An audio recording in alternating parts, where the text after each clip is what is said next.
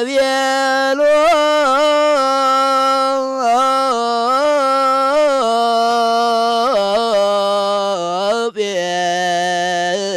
ጴጥሮስ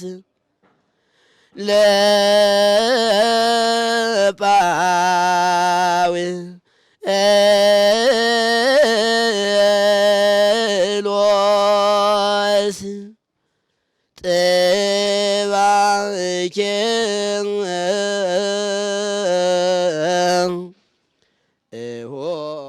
በስመ አብ ወወልድ ወመንፈስ ቅዱስ አሐዱ አምላክ። በመላው ዓለም የምትኖሩ የእግዚአብሔር ቤተሰቦች ሁላችሁም በያላችሁበት ጽንፍ የእግዚአብሔር ሰላምታ ይድረሳችሁ። እንደምን አላችሁ? እንደምን ከረማችሁ?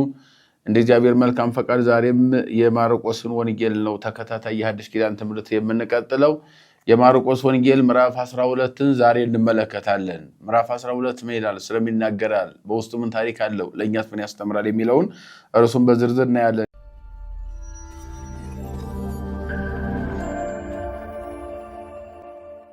እንግዲህ የወይን ምሳሌ ነው የሚጀምረው። በወይን ምሳሌ ነው። ወይን ብዙ ጊዜ የሰው ልጅ ጋር ነው የሚተረጎመው። በብሉይ ኪዳን ሰው ነው፣ በሐዲስ ኪዳን ግን ክርስቶስንም አንዳንድ ጊዜ ወይን ይለዋል። ለምክንያቱ ደግሞ የሰውን ስጋ ወይን የተባለ ስጋ ለብሷልና በስጋ ማርያም ተገልጦ ሰው መሆኑን ለመግለጽ ወይን ይለዋል። አነ ውእቱ ሐረገ ወይን ዘጽድቅ ዮሐንስ ወንጌል ምዕራፍ 15 ላይ እውነተኛ የወይን ግንድ እኔ ነኝ ይላል። በብሉይ ኪዳን ግን ወይን አይባልም። ምክንያቱም ወይን ሰው ጋር የተያያዘ ታሪክ ስላለው፣ ሰው ሲሆን ክርስቶስ ግን ወይን ነኝ ብሎ ራሱ ጌታችን አምላካችን መድኃኒታችን ክርስቶስ አስተምሯል ማለት ነው። እንግዲህ የወይን ምሳሌ ብዙ በምሳሌ በተለይ በማቴዎስም በማርቆስ ተደጋጋሚ የወይን ምሳሌ ይሰበካል፣ ይነገራል። በብሉይ ኪዳን እነ ኢሳይያስ በሰፊው ስለ ወይን በደንብ ገልጸዋል፣ አስተምረዋል፣ መክረዋል። አሁንም ማርቆስና ማቴዎስ በሐዲስ ኪዳንም ስለ ወይን የሰው ልጅና ወይንን የሰው ልጅና በለስን አበክረው ብዙ ጊዜ ደጋግሞ የሚያስተምሩበትን ሁኔታ እንመለከታለን። ምዕራፍ 12 የማርቆስ ወንጌልም በወይን ይጀምራል። በምሳሌያዊ ትምህርት ነው የሚባለው። ወአኀዘ ይመስሎሙ ወይቤሎሙ ብእሲ ተከለ ወይነ ወፀቆነ ወከሬ ምክያዴ ወሐነጸ ማይፈደ ውስጤቱ ወሴመሎቱ ገባር ዋቀብተ ወይን ወነገደ። ይሄ እንግዲህ ይሄ ቀጥታ ይሄ ወንጌል የተወሰደው በትንቢተ ኢሳይያስ ምዕራፍ 5 ላይ እናገኘዋለን። ትንቢተ ኢሳይያስ ምዕራፍ 5 ላይ ስንመለከት በረጅም ተራራ ላይ ወይኑን የተከለ ባለ ወይን ለባለ ወይኑ እቀኝለታለሁ እዘምርለታለሁ ብሎ ያ ነብይ ይናገራል። ለወለ ቃል ኢሳይያስ ረጅም ተራራ ላይ ወይኑን ለተከለ ለባለ ወይኑ ዘምርለታለሁ እቀኝለታለሁ ካለ በኋላ ባለ ወይኑም እንዲህ አለ፣ ለወይን ተከልኩኝ፣ ከተከልኩት በኋላ መጭመቂያ ጉድጓድ ያዘጋጀውለት ቦይ ውሃ ምንጭ ማለት ነው ቆፍሬ ያዘጋጀውለት። ወይን ተተክሎ ውሃ ካልጠጣ ይደርቃልና እንዳይደርቅ እንክብካቤ ወይንን ከተከልኩት አፈር ካስታቀፍኩት በኋላ ውሃን አዘጋጀውለት ይላል። ውሃ መጠጣቱ ብቻውን በቂ አይደለምና አላፊ አግዳሚው እንስሳቱም አራዊቱም እንዳይረግጠው ለወይኔ አጥራጠርኩለት ይላል። አጥር ማጠሩ በቂ አይደለም። አጥር የሚነቅል ሊኖር ስለሚችል አጥሩን የሚጠብቅ ዘበኛም ቀጠርኩለት፣ ጥበቃም ቀጠርኩለት ይላል። ወይኔ ይህን ሁሉ አድርጌለት ወይኔ ያፈራ ብዬ ስጠብቀው ወፈረ የሶከ ጸናይክወ ለወይኔ ይፍረ አስካለ ወይኔ ያፈራል ብዬ ስጠብቀው ወፈረ የሶከ እሾክ ወይም ኮምጣጤ ያፈራብኝ በማለት ነቢዩ በምሳሌያዊ ትምህርት በብሉይ ኪዳን ተናግሯል። እንግዲህ ያ ረጅም ተራራ የተባለው ክብር ነው። አርአያና ምሳሌ ሰውን ልፍጠረው ብሎ አርአያና ምሳሌ ማለቱ ክብር ያለው ተራራውን ነው። ወይን የተባለው ሰው ነው፣ በክብር የተፈጠረ ሰውን ማለት ነው። መጭመቂያ ጉድጓድ ያዘጋጀውለት ሁሉን ነገር አስተካከልኩለት ማለት በገነት እንዲኖር እየበላ እየጠጣ እግዚአብሔር እንዲያመሰግን ብርሃን ለብሶ እንዲኖር አደረኩት፣ ተንከባከብኩት አለ። አይበቃምና አጠራጠርኩለት ማለት ደግሞ አድርግ አታድርግ የሚህም ብላ ይሄን አትብላ ብዬ ሕግ ሰራውለት በሕግ አጥር ውስጥ እንዲኖር አደረኩት አለ። ሕግ ባለማወቄ ሕግ ባለመነገሬ ሳትኩኝ እንዳይል ምክንያት እንዳይሆን አጠራጠርኩለት አለ። እንደገናም ደግሞ አጥር ሕግ ቢኖርም ሕግ የሚተረጉምልኝ ስለሌለም አጥር ቢኖርም አላፊ አግዳሚ እንዳይረግጠው ጥበቃ ቀጠርኩለት ማለትም ሕግ ቢኖርም ሕጉ ተርጓሚ ከሌለው ብሎ እንዳይል መላእክት ጊዜያትን እየተረጎሙ ሕግ እየተረጎሙ እንዲነግሩት ሕግ ተርጓሚ ጠባቂ መላእክትን አዘጋጀውለት። ያን ሁሉ አድርጌ ወይኔ ያፈራል ብዬ ስጠብቀው በምስጋናው ይቀጥላል ብዬ ስጠብቀው ኮምጣጤ አፈራ ማለትም ኃጢአት ሰርቶ በደለ ዕፀ በለስን በልቶ ትእዛዝ አፍርሶ የሚል ትርጓሜ ሊቃውንት አባቶቻችን ይሰጡታል። ያንን የኢሳይያስን ምዕራፍ 5ን ማርቆስ ሁለተኛው ምዕራፍ ላይ አንጥቶ አስቀምጦታል። በምሳሌ ነገራቸው። አንድ ሰው ነበረ፣ ወይን ተከለ፣ ለወይኑም ጉድጓድ አዘጋጀለት። ዋክሬ ምክያዴ መንቀሳቀሻ መንገድ ሁሉ አዘጋጀለት።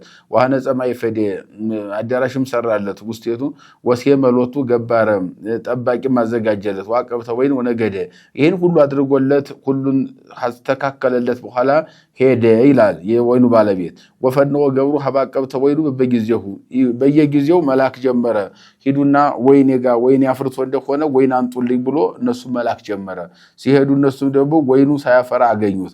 ወካይ በፈነወ ሀቢሆሙ ካላ ገብሮ ወኪያሁኑ ወገርጎ ሌላውን ባሪያውን ሲልክም ሌላውን አገልጋዩን ሲልክ ደግሞ እሱንም ይዘው ወገሩት። ወኮርጎ ፈነውጎ መቱት። አሲሮሙ አስረውም ገረፉት። ወፈነወ ሳልሰኒ ገብሮ ሶስተኛም ደግሞ ባሪያ ላከ። ወኪያሁኒ ቀተለው እሱንም ገደሉት። ወፈነወ ባይደኒህ አግብርተ ብዙሃነ ከዚያ በኋላ ሌሎችንም ሰዎች ላከ። ቦ ዘቀሰፉ የገረፉት አለ። ወቦ ዘቀተሉ የገደሉት አለ። ወቦ አሃዱ ወልድ ዘይሐፍሮ ወፈነወ ሀቢሆሙ ድረ ኩሉ ዘይብል ያሐፍር ወለወልድ የሰ ልጄን ያከብሩታል ብሎ ከሁሉም በኋላ ደግሞ የራሱ ልጅ ላከ። ወይቤሉ ገባሩ ዝንቱ ወቱ ወራሲው ኑንክትሎ ወንርከብ ርሶ ኑና ይሄማ ወራሹ ራሱ ነውዳ ልጁ የራሱ ልጅ ስለሆነ ኑን ንግደልና ርሱን ነውረሳሉ። አህዝቦ አውፀጎ አፋም ማጸደ ወይን ከወይኑ ቦታ ወጡትና ወቀተሉ ወገደሉት። ምንተን ከሬሲዮሙ በአለ ዩሬሲዮሙ በአለ ወይን ይመጽ ወይ ቀትሎሙ ለልክቱ ገባር ያ ሰው ምን ያደርጋቸዋል? ይመቶ ይገላቸው ይሆን? እነኚህን ሰዎች ወይሁም ወይኖ ለካላ ለሌሎች ይሰጥ ይሆን የወይኑን ቦታ? ወዘሂ እያንበብክሙን ውስተ መጽሐፍ እብንን ተመነንጓ ነዴት ወይት የኮነ ውስተ ሰማይ ዘንድ እንግዲህ የናቋት ድንጋይ የማይዘን የበላይ እንደምትሆን አታውቁምን? ማህበ እግዚአብሔር ኮነ ዛቲ ወነካር ላይንቲነ ይቺ በእኛ በእግዚአብሔር ዘንድም ድንቅ ላይናችንም ደግሞ ግሩም እንደሆነች አታውቁምን? ወፈቀዱ ያህዝግ ወፈርጎሙ ለህዝብ እስመ አይመሩ ከመበንት ያሆሙ ይቤ ዘንተ አምሳለ ወሃደግብ ወሆሩ ይህን ሁሉ በህዝቡ ዘንድ መከራቸውና አስተማራቸውና ይህ እንደሚሆን በደንብ ነግሮ አስተማራቸው ይላል። እንግዲህ ስንመለከተው አሁን የወይኑ ቦታ ወይን አዘጋጀ። ካዘጋጀ በኋላ ያንን ጠባቂዎችን አዘጋጀ፣ የሚኮተኩቱትን አዘጋጀ፣ የሚንከባከቡ አዘጋጀ። ካዘጋጀ በኋላ ሄደ። ከዚያ በኋላ በየጊዜው ወይኑ በሚያፈራበት ጊዜ ሰው ይልካል። የማፍሪያው ጊዜ ሲደርስ ሰው ላከ መጀመሪያ። ያንንም አንሰጥም ብለው አባረሩት። ከዚያም በኋላ ሌላም ላከ። እንደዚህ ያንንም በገርፈው አባረሩት። ከዚያም ሌላው ደግሞ ወይኑ ፍሬ ስጡ ይብሏል ባለ ወይኑ ብሎ ፍለጋ ሄደ። በሚሄድበት ጊዜ ያንንም አባረሩ። ከዚያ በኋላ እንደገና አንደኛ፣ ሁለተኛ፣ ሶስተኛ ላከ። አንዱን ይዘው ገረፉት፣ አንዱንም ደበደቡት፣ አንዱንም አሰሩት፣ መከራ ደረሱበት። አንዱንም ጠልተው አሳደው አባረሩት። በመጨረሻ ግን ልጄን ይፈሩታል፣ ያከብሩታል፣ የሱ ልጅ መጣ ብለው ክብር ስለሚሰጡ ልጄን ላክ ብሎ ልጁን ላከ። አንድ ልጁን ሲልክ ያንን ልጁን ደግሞ ይዘው ከወይኑ ቦታ ውጭ አወጡና እሱንም ሰቅለው ገደሉት ይላል። ይህን እንግዲህ ስንመለከተው የሚነግረን መጀመሪያ ጌታችን ኢየሱስ ክርስቶስ ለዓለም መምህራን አድርጎ ሐዋርያት ነቢያትን መላኩ። ነቢያትን የገረፏቸው የገደሏቸው እንዳሉ እነ ኢሳይያስን በመጋዝ እንደሰነጠቋቸው እነ ምናሴ፣ እንደገና እነ ኤርሚያስን አዘተኩስ ጉድጓድ እንደጣሏቸው፣ እነ ሕዝቅኤል በሰይፍ እንደሞቱ፣ እነ ዳንኤል በአንበሳ ጉድጓድ እንደተጣሉ፣ 3 ደቂቅ በእሳት ውስጥ መጣላቸውን እነኚህ ሁሉ አጠቃላይ ወይን ጥበቃ የተባለ ሰው ልጆችን በማስተማራቸውና ለእግዚአብሔር ሕግ በመቆማቸው መከራ የደረሰባቸው፣ በሐዋርያትም እንደዚያው መከራ የደረሰባቸው፣ መጨረሻ ግን የሚወደው የሚያከብረው ልጁን ላከ። እሱንም ሰቅለው ገደሉት፣ ከወይን ውጭ አውጥተው ከወይን መሬት ማለት በአሁን መጨረሻ ትንቢት የተነገረው ሱባኤ የተቆጠረለት ወልድ ኢየሱስ ክርስቶስ ወደዚህ ምድር መጥቶ የወይኑን ፍሬ ለማየት ማለትም የሰው ልጆችን ወደ መንግስተ ሰማያት ራሱ ለማዳን ወደዚህ ምድር በመምጣቱም ደግሞ እሱንም ሳያፍሩት ከወይኑ ቦታ አውጥተው ማለት ከኢየሩሳሌም ከተማ ውጭ በቀራንዮ አደባባይ ላይ ከሰዎች ውጭ አድርገው እርሱን ሰቅለው መግደላቸውና መከራቀሉ። ስለዚህ ለማንም የማይመለሱ ሰዎች እንደሆኑ እነኚህን ሰዎች መረዳት እንደሌለባቸው፣ ነገር ግን የናቋት ድንጋይ የማዕዘን ርስት ሆናለች እንደተባለ ነቀው የገደሉት ሰማይና ምድርን የፈጠረ መድኃኔዓለም ወደዚህ ምድር መጥቶ እነሱ ንቀው ገርፈው የገደሉት ከሙታን ተለይቶ ተነስቶ ርስ ሆኖ ለበሰው ስጋ በጽርሐ አርያም ተቀምጦ ዓለምን እየገዛ ለዘላለም በአምላክነቱ በገዥነቱ መቀጠሉን ይህንን በዝርዝር ምሳሌያዊ አድርጎ ይነግረናል ማለት ነው። ሁለተኛ እዚህ ቀጥሎ የሚነግረን ወፈነው ሀቤሁ ፈሪሳውያን ምስለ ሰባ ሄሮድስ ፈሪሳውያን ከሄሮድስ ሰዎች ጋር ሌሎች ሰዎችን ወደሱ መላካቸው ከማያስተው በቃሉ እሱን ያልሆነ ነገር ተናግሮ ስተት ውስጥ እንዲገባ ጌታችን ማለት ነው። ስተት ውስጥ ሲገባ ደግሞ እርሱን ለመስቀልና ወይም መከራ እንዲቀበል ለማድረግ በቃሉ ለማሳት አንደበቱ ሐሰት እንዲወጣ የሚያሳሱ ሰዎችን ከሄሮድስም ከፈሪሳውያንም ሰዎች መርጠው መላካቸውን ከቤተ መንግስትና ከሰዎች ማለት ነው። የሄሮድስ ሰዎች ማለት ቤተ መንግስት ሰዎች ማለት ነው። ፈሪሳውያን ማለት ደግሞ የወግ አጥባቂዎችና የሃይማኖት ተጠርነን የሚሉ ከነዚህ ሰዎች ማለት ነው። ከሃይማኖት ሰዎችና ከቤተ መንግስት ሰዎች እነኚህ ክርስቶስን በቃሉ ስተት ፈጽሞ ስተት አገኘንበት ብለው ለመክሰስ የሚያመቻቸው መንገድ ለማመቻቸት ሰዎች መርጠው መላካቸውን ነው። ወመፁ ሀቤሁ ወይቤልዎ ሊቅ ነአምር ከመ ጻዲቅ አንተ ጻዲቅ እውነተኛ እንደሆንክ እናምናለን አሉት። መጥተው በውዳሴ ከንቱ ጠልፈው ለመጣል ማለት ነው። ወአልቦ ዘያዝነከ በአንተ የሚያዝን የለም ወይ መኑሂ ወይ ታደሉ ለገጸ ሰብ ለማንም ፊት አዳልተህ አትናገርምና የሚያዝንበት ሰው በአንተ የለም። እውነተኛ ጻዲቅ እውነትን የምትናገር ነህ። ወበጽድቅ ትሜር ፍኖተ እግዚአብሔር የእግዚአብሔርን ስራ በትክክል ነው የምታስተምረው። ህጉን በደንብ የምታስተምር ሰው የማታሳዝን ወይ ታደሉ ለገጸ ሰብ ለሰዎች ፊት የማታዳላ እውነተኛው ትሜር ፍኖተ እግዚአብሔር በጽድቅ የእግዚአብሔርን መንገድ በትክክል የእግዚአብሔርን መንገድ መንግስተ ሰማያትን ሁኔታ ብቻ የምታስተምር ህግ እግዚአብሔርን ጠንቅቀህ ብቻ የምታስተምር ስተት የሌለብህ ነው ብለው በውዳሴ ከንቱ ጠልፈው ለመጣል ጌታችንን መናገራቸው ነው። ወይ ከውን ነሐብ ጸባይተ ዲናር ለቄሳር እነሆ ለቄሳር ግብር መክፈል ይቻላል አይቻልም ብለውታል። እንግዲህ በዚህ ነው እሱን ለማሳት የፈለጉት። ለንጉስ አይቻልም ለምድራዊ ንጉስ ካላቸው አይ ንጉሰ ነገሥት ቄሳሩን አቃሏል ያለምን መሪ ያለምን ርዕሰ መንበር የሆነው ቄሳርን አቃሏልና መከራ ይገባዋል ለማለት ነው። እነሱ ይገባል ለሱ ግብር መክፈል ለቄሳር ይገባል ለመንግስት አይገባም የሚል ጥያቄ አቅርበዋል። ከዚያም ቀጥሎ አው አልቦ ወይስ አይከፈልም ዋይመሮሙ እግዚእ ኢየሱስ በጉህሉቶም ክፋታቸውን ተንኮላቸውን በጥፋት እንደመጡ አወቀና ጌታችን ኢየሱስ ክርስቶስ እንዲህ አላቸው ሁሉን አዋቂ ነውና ወይቤሎሙ ለምን ታመክሩኒ ለምን ትፈትኑኛላችሁ አምጽኡ ዲናረ ዋሪዩኒ እስኪ አንጡትና ግብር የምትከፍሉትን ገንዘቡን ብሩን ወይም ዲናሩን አንጡትና አሳዩኝ አላቸው። ወአምጽኡ ሎቱ አመጡለት ወይቤሎሙ ዘመኑ ውእቱ መልኩ ወመጽሐፉ ይሄ ጽሁፉ የማን ነው? መልኩስ ይሄ እዚህ ላይ ስዕሉ የተቀመጠው ስዕል የማን ነው? በእነሱ በህጋቸው ለማሳሳት ያመጡት በአንድ ጎን በብሩ ላይ በአንድ ጎን የቄሳርን ስዕል በአንድ ጎን የጌታችን ስዕል ስለው መተው ነበርና ያንን ብር እያሳዩት ነው። ለቄሳር ወይስ ለእግዚአብሔር ለማን ነው ግብር መከፈል የሚገባው እያሉ ሁለቱንም አስቀምጠው ብሩ ላይ ስዕል አስቀምጠው ነበርና ይሄ መልኩ ጽሁፉ የማን ነው ብሎ ጠየቃቸው። ወይቤልዎ ዘቄሳር የቄሳር ነው አሉት። አውሳ እግዚእ ኢየሱስ ወይቤሎሙ የቄሳርና የጌታችን ስዕል ስለነበረበት ሀቡ ዘቄሳር ለቄሳር ወዘ እግዚአብሔርኒ ግበሩ ለእግዚአብሔር የእግዚአብሔርን ለእግዚአብሔር የቄሳርን ለቄሳር አድርጉ ብሎ ጌታችን ኢየሱስ ክርስቶስ በክፋት የመጡ ሰዎችን አሳፍሮ የሚገባውን ለሁሉም የሚሆን ትምህርት አስተምሮ መመለሱን በዝርዝር ይነግረናል ማለት ነው። ከዚህ ፈተናም ደግሞ እርሱ መዳኑን ደግሞ እነሱም ደግሞ ዳግመኛ እንዳይፈትኑ አሳፍሮ ለነሱ ተገቢ የሆነ ምላሽና መልስ መስጠቱን ይነግረናል። ከዚህ ቀጥሎ ያለውን አንቀጽ ስንመለከተው ስለ ሰዱቃውያን ትንሣኤ ሙታን አለ የለም የሚሉ ናቸው። እንግዲህ ሰዱቃውያን ከፈሪሳውያን የሚለዩበት ሁኔታ አለ። ከፈሪሳውያን የሚለዩት ያው ፈሪሳውያን ቀድሞ ተደጋጋሚ እንዳልነው ትንሣኤ ሙታን በኋላ ማግባት መጋባት አለ፣ መውለድ መዋለድ የዚህ ዓለም ስርዓት ይቀጥላል የሚሉ ናቸው። እነኚህ ሰዱቃውያን የምንላቸው ደግሞ እምድረ ሐለፈ ሰብእ አልቦቱ ትንሣኤ ሰው ይሞታል ከሞተ በኋላ ግን መነሳት የለውም ትንሣኤ የለውም የሚሉ ናቸው። ሰው ሞቶ እንደገና መነሳት አይችልም ትንሣኤ የሚባል የለም። አዳም መሬት ነውና ወደ መሬት ትመለሳለህ አለ እንጂ መሬት ሆነህ እንደገና ሰው ትሆናለህ የሚል የለም ብለው በዚህ የስተት ትምህርት ሳዱቅ የሚባል ሰው የፈጠረውን የትምህርት ፍልስፍና ወይም ርዕዮተ ዓለም ይህን ተከትለው የሚጓዙ ሰዎች ናቸው። እና ሰዱቃውያን የምንላቸው ትንሣኤ ሙታን የሚሉ ናቸው። በአጠቃላይ የሳዱቅ ተከታዮች ማለት ነው። ወመፁ ሀቤው ሰዱቃውያን ለይብሉ አልቦ ትንሣኤ ሙታን የለም የሚሉ ሰዱቃውያን ወደሱ መጡ። ወተስእልዎ ወይቤልዎ ሊቅ ሙሴ ጸሐፈ ለነ ለዘእመ አቦ ዘሞተ አቡሁ ሀደገ ብእሲቶ እንዘ አልቦ ጉልድ ያውስባሁ ለብእሲቱ ያቅም ዘር አለሁ።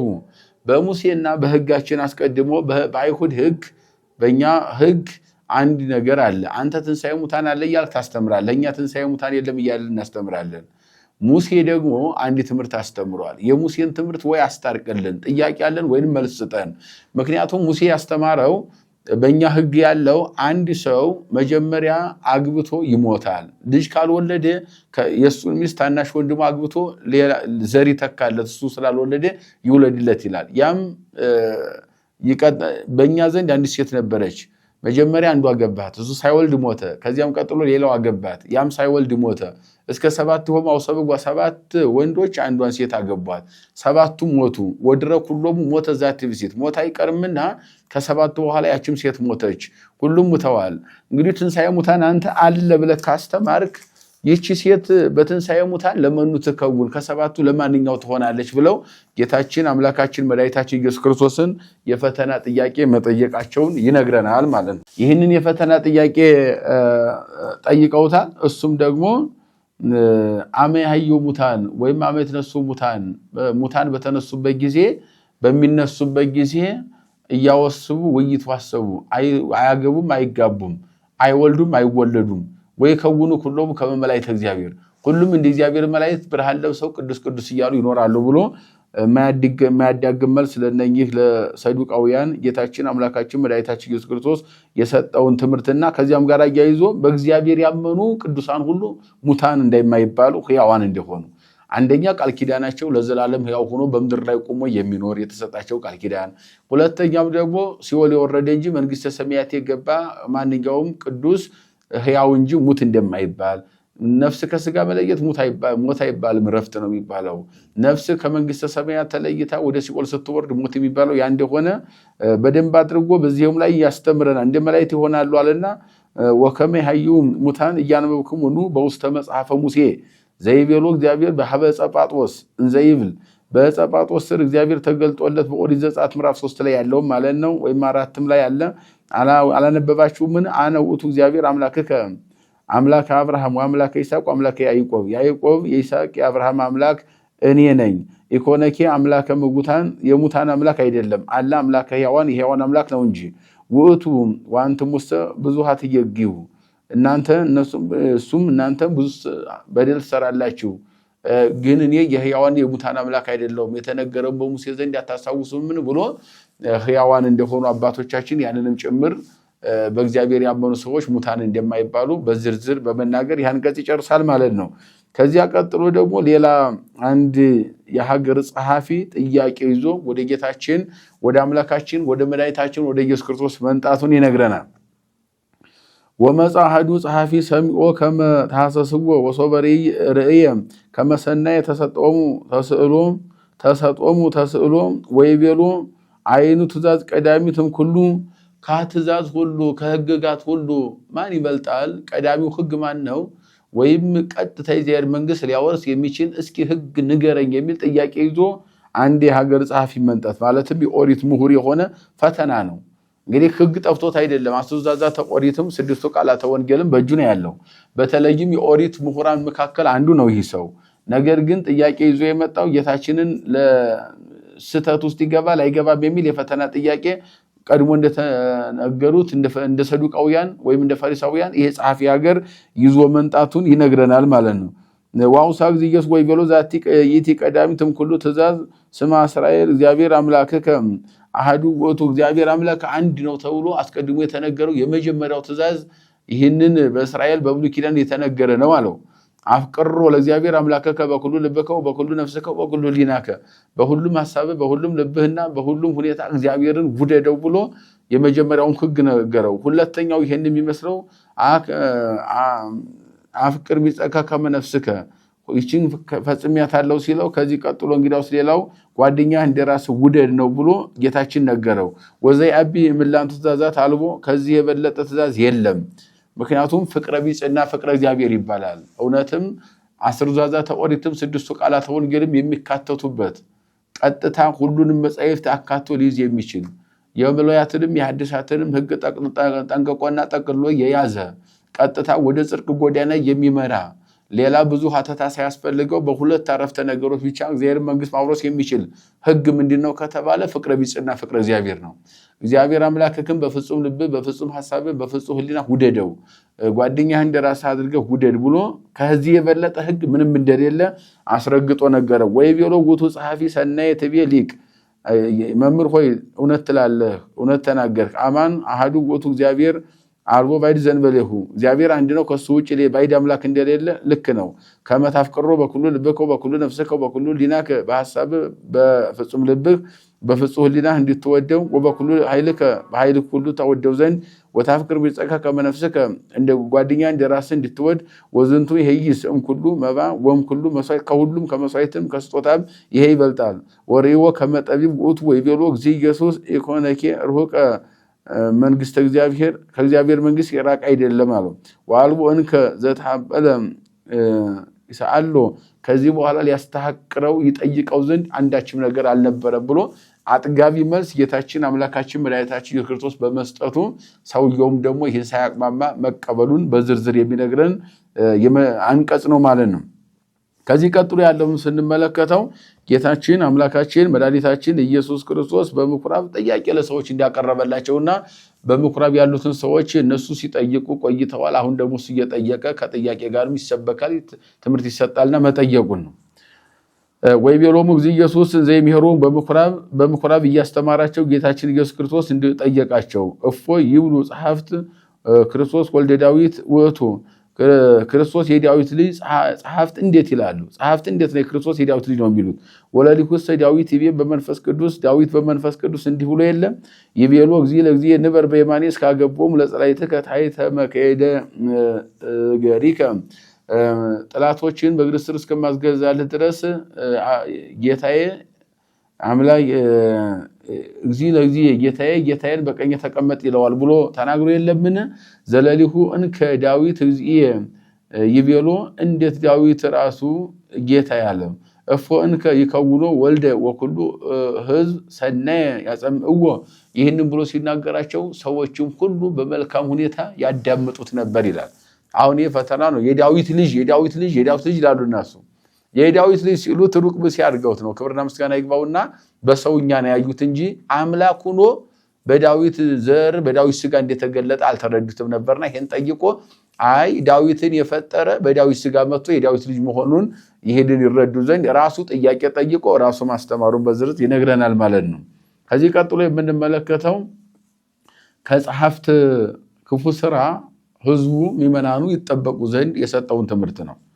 ወይቤሎሙ ዘይምሄሮሙ ውቁ ወታቀቡ እምጸሐፍት እለ ይፈቅዱ ያንሶሱ ተላቢሶሙ ወይታምህጎሙ በመሳጣት በገባይም በተለያየ አካባቢ እነሆ ራሳቸውን ደብቀው የሚመላለሱ ክፉ ስራቸውን ደብቀው የሚመላለሱ ለማሳት የሚፋጠኑ ከነኚህ ከጸሐፍት ሰዎች ራሳቸው ሚመናኑ መጠበቅ እንዳለባቸው በዝርዝር ያስተማረውን ትምህርት ነው።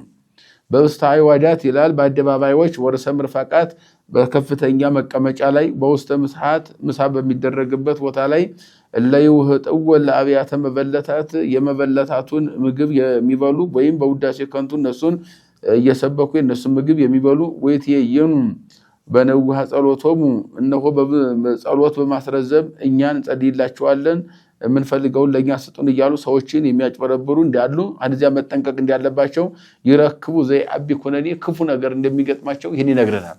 በውዳሴ ከንቱ እኔ ጸልይልሃለሁ እኔ አደርግልሃለሁ እኔን ተከተለኝ እያሉ እኔን አክብረኝ እያሉ ስለራሳቸው ክብር የሚጨነቁ ስለራሳቸው መብላት መጠጣት የሚጨነቁ ነገር ግን ለሰው ምንም ደንታ የሌላቸው በውዳሴ ከንቱ ሰዎችን የሚበዘብዙ ሰዎችን ከነሱ ከነኚህ ትክክለኛ ክርስቶስን የሚያምኑ መጠበቅ እንዳለባቸው በዝርዝር እየነገራቸው እያስተማራቸው እንዲረዱ ማድረጉን ይነግረናል ማለት ነው። ግን እነኛ ይህንን የተከተሉ ውዳሴ ከንቱን የሚወዱ ራሳቸውን ከፍ ከፍ የሚያደርጉ ራሳቸውን በአምላክ ቦታ በትልልቅ ቦታ አስቀምጠው እኛን ብቻ አምልኩ እኛን ተከተሉ ለኛ ክብር ብቻ ተጨነቁ የሚሉ በራሳቸው ክብር የእግዚአብሔርን ክብር የሸፈኑ ሰዎችን እነኚህን የከፋ ኩነኔ በእግዚአብሔር ዘንድ እንደሚያገኛቸው ከነኚህ ግብር ደግሞ ተከታዮቹ ምዕመናን መንጻትና መቀደስ መለየት እንዳለባቸው አበክሮ የተናገረውን ትምህርት ነው የምንመለከተው።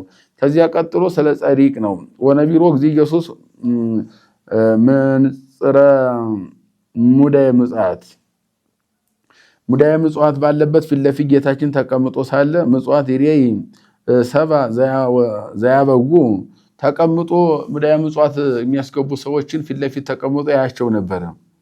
ወይ ወዲው ውስተ ሙዳየ ምጽዋት ወብዙሃን አብህልት እላቡ ብዙሃ ብዙ ሀብታሞች ባለጸጎች ብዙ ገንዘብ ያላቸው ብዙ ገንዘብ እያመጡ ሙዳየ ምጽዋት ውስጥ ሲያስገቡ ያያቸው ነበረ። ወመጻት ሀቲ በሴት ነዳይት መበለት ወአብአት ቅሌ ጸሪቀ ዘይብልዎ ቆንደራጢስ የተባለ 2 ዲቃቂ ሳንቲም አንጥታ አንዷ መበለት አስገባች። ሌሎቹ ባለጸጎች ብዙ ገንዘብ ያስገቡ ነበረ። ይቺ ግን 2 ዲቃቂ ሳንቲም ነው ያላት። ያችን ሳንቲም አንጥታ አስገባች። ምንም ስለሌላት ካላት አስገባች። ወጸውዖሙ ለአርዳኢ ወይቤሎ ማማን እብለክሙ ከመዛቲ ነዳይት መበለት ይቺ ምንም የሌላት መበለት አብዛሃት አብኦም ኩሎሙ እላቡ ውስተ ሙዳየ ምጽዋት ብዙ ገንዘብ ካስገቡት ሰዎች በላይ ይቺ ሴት አስገባች ብሎ ነገራቸው። እስመ ኩሎሙ እላቡም ተረፈው ሌሎቹ ያስገቡት ከተረፋቸው ብዙ ገንዘብ ስላላቸው ብዙ ገንዘብ አስገቡ። አበው ወይቲስ ተጽናሳ ኩሎ ዘባቲ አባአት እሺ ግን ያላትን ከችግሬ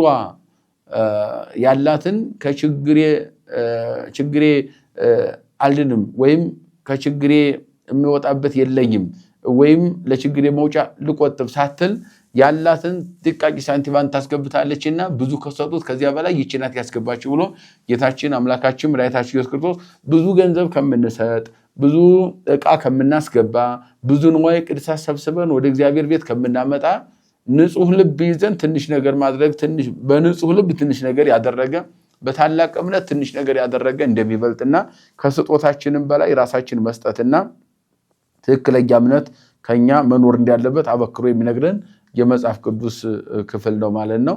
ያለው ይሰጣል፣ ብዙ ይሰጣል፣ የሌለው ትንሽ ይሰጣል፣ ምንም የሌለው ደግሞ ብኖር ይሰጥ ነበር ብሎ ልቡን ለእግዚአብሔር ከሰጠ ያ ከሁሉ እንደሚበልጥ አስፈክሮ የሚነግረን ትክክለኛ ልብን መስጠት የጽድቅ መንገዱ እሱ እንደሆነ የሚነግረን የመጽሐፍ ቅዱስ ክፍል ነው። የመከረን የገሰጸን ያስተማረን የሰራዊት ጌታ እግዚአብሔር አምላካችን ከፀሐይ መውጫ እስከ ፀሐይ መግቢያ በፍጥረታት ሁሉ አንደበት ስሙ የተመሰገነ ይሁን። ይቆየ